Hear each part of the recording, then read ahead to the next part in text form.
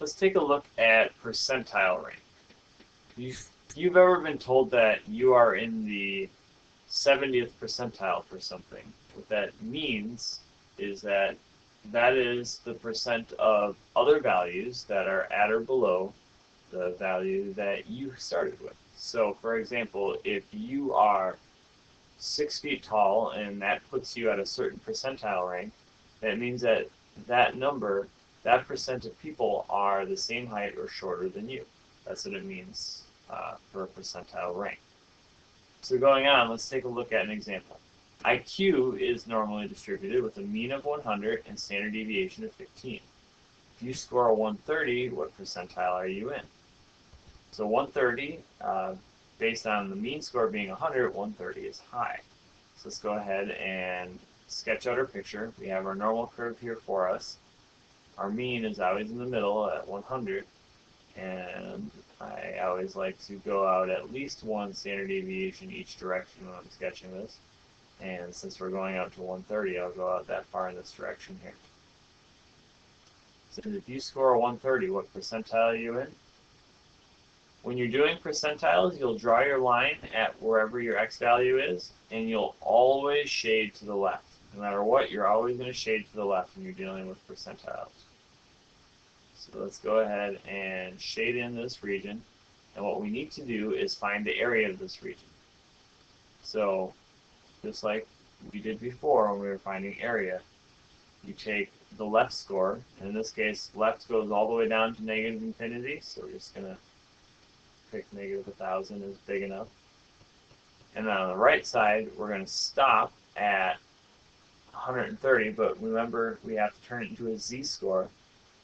We know that it's 2 standard deviations, so we can just do that.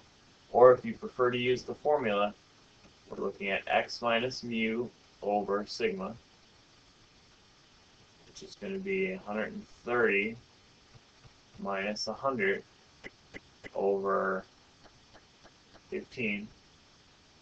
So that'll be 30 over 15, which is equal to 2.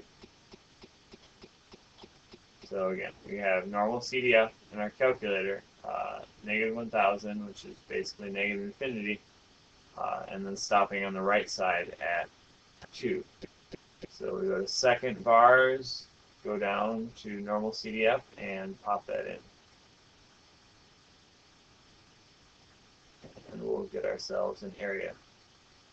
So 0.977, or if you round it, the 98th percentile. Usually you express it as a percent. So the 98th percentile. So whoever this person is with this IQ score of 130, 98% of people score the same or lower than they do. That's what it means with a percentile. Now let's work backwards. Same basic idea, except this time we're in the 25th percentile and we want to know what our score is. So this time we don't know where to draw the line. All we know is that the area under the curve is going to be equal to 0.25 because the 25th percentile tells us the area under the curve.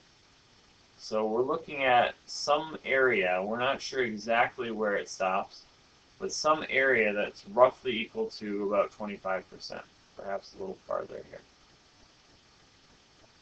So somehow this yellow region needs to be about 25% of the total. In order to figure that out, your calculator has a function called inverse normal.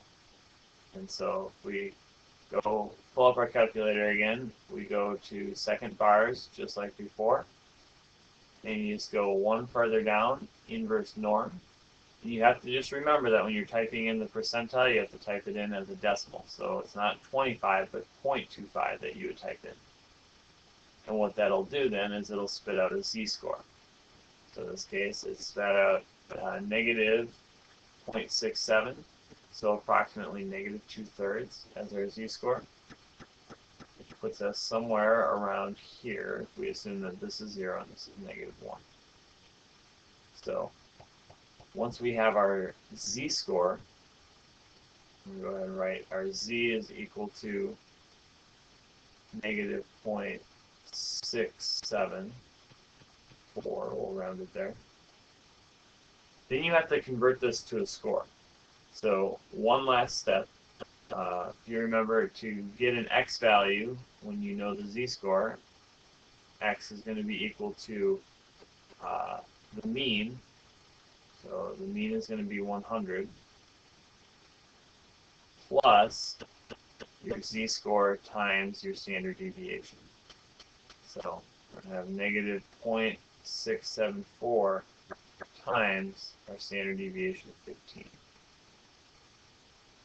We go back to our calculator, we'll multiply our z-score here by 15, and we will add 100. And that will give us our IQ score of 89.883.